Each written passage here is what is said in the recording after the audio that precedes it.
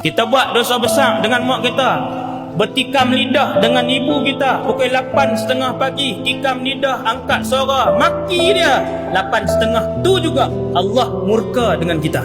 Hari ini ramai ada orang stres tuan-tuan. Hari ini stres hidup.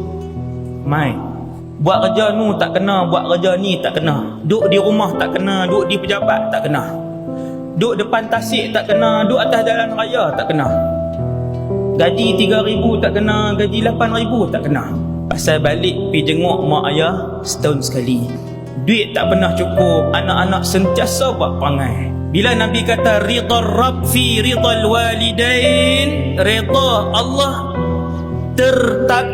tertakluk dengan redha ibu dan ayah, wa sakhatuhu fi sakhatihima, dan kemurkaan Allah apabila murka ibu dan ayah.